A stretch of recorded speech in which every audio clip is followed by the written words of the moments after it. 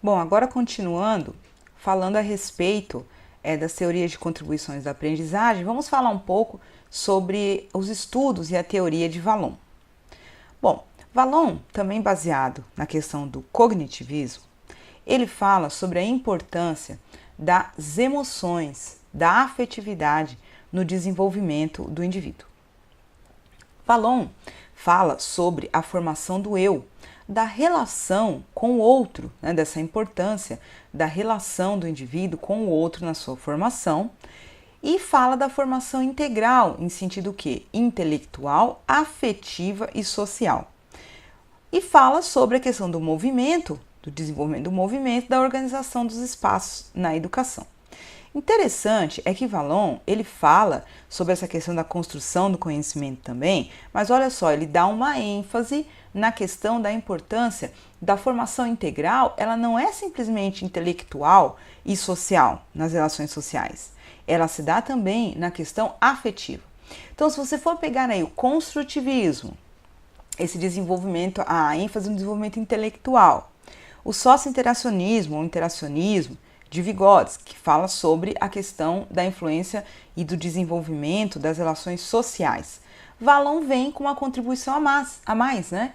Dizendo que o afeto, a parte importante do desenvolvimento do indivíduo, da criança, do educando, do cidadão, de uma forma integral, ela tem relação grande com a questão da afetividade. Tá? Então, o Vallon, ele fala muito, ele incentiva muito que o educador tenha mesmo essa relação de afeto com o educando. Tá? A importância, por quê? Vallon coloca que, contrário ao procedimento de se privilegiar um único aspecto do desenvolvimento da criança, Vallon estuda em seus domínios afetivo, cognitivo e motor, procurando mostrar quais são, nos diferentes momentos do desenvolvimento, os vínculos entre cada um desses pontos dos domínios afetivo, cognitivo e motor, e as suas implicações com todo representando da personalidade, dessa formação da personalidade do educando. Tá? Então, assim, ele não leva em consideração simplesmente o desenvolvimento motor ou cognitivo ou social, mas sim o afetivo.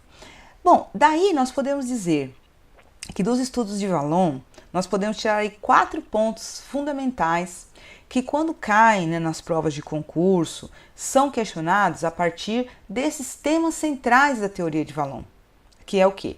A afetividade, a emoção, o movimento e a personalidade, tá? Então se lembre desses 4 pontos principais, esses 4 temas principais. Falar assim, qual o teórico sobre, nas teorias da aprendizagem, que colocam a importância da afetividade, da emoção, do movimento e da personalidade na formação humana?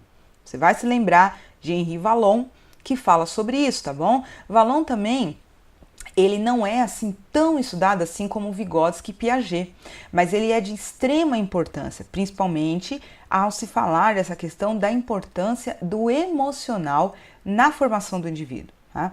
Essa questão da formação da personalidade, Vallon fala muito a respeito da questão da imitação. Aquela fase em que a criança ela imita o que Piaget fala que seria o desenvolvimento do simbólico, né?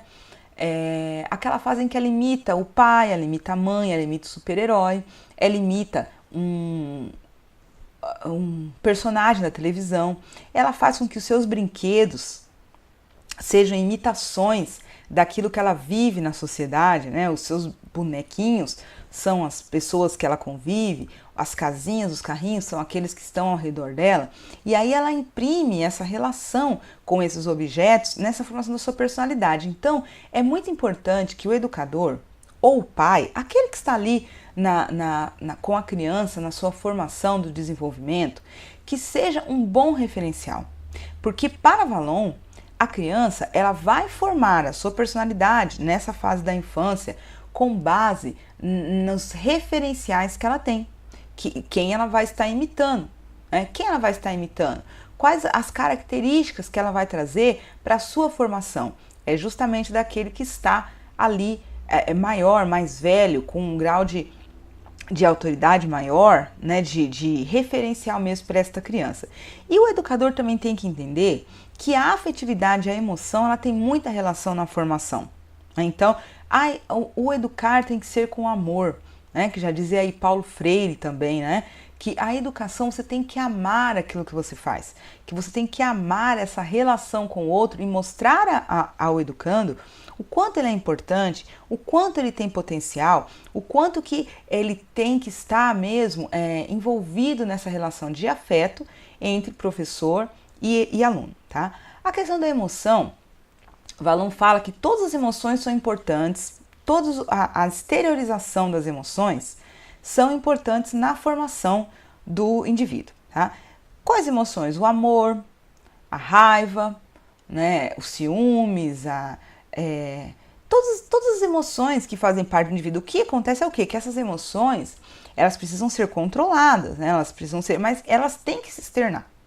Então, o educador, ele tem que saber lidar com essas relações com o educando para que ele saiba canalizar as emoções de uma forma que não interfira na sua relação social, né? Que não interfira ali no meio social, na comunidade, né? Naquele onde ele está inserido, tá bom?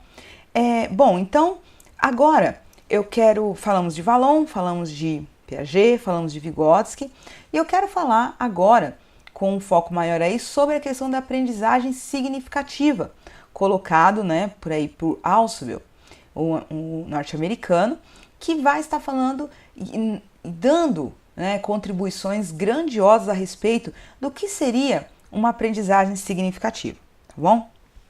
Gente, para Ausubel, a aprendizagem significativa, ela acontece quando existe um conhecimento prévio do aluno sobre aquilo que ele vai estar aprendendo, tá? Tem que ter uma ligação. O conhecimento, ele precisa ter um significado.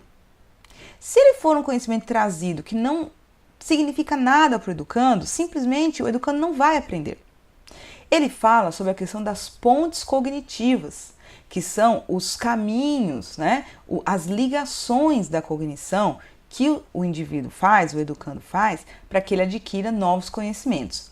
E Ausubel, ele é totalmente contra a questão da aprendizagem mecânica, tá? Aquela aprendizagem que o aluno simplesmente memoriza, repete, imita, né? E coloca ali naquela situação, quantas vezes, né? Eu mesmo já fiz isso, talvez você também, memorizamos simplesmente um conteúdo, decoramos um conteúdo, só para um momento de uma avaliação, de uma prova, de um exame, e partindo dali, a partir do momento que você fez lá a prova, fez o exame, esqueceu daquilo ali, fez questão de tirar aquilo da sua mente.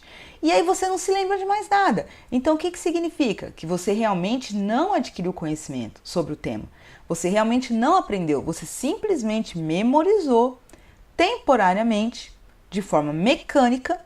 Quando precisou usar aquilo que você memorizou, você usou, e depois você fez questão de excluir. Jogou na lixeirinha aí, né, da sua mente, do seu cérebro, na lixeirinha e deletou.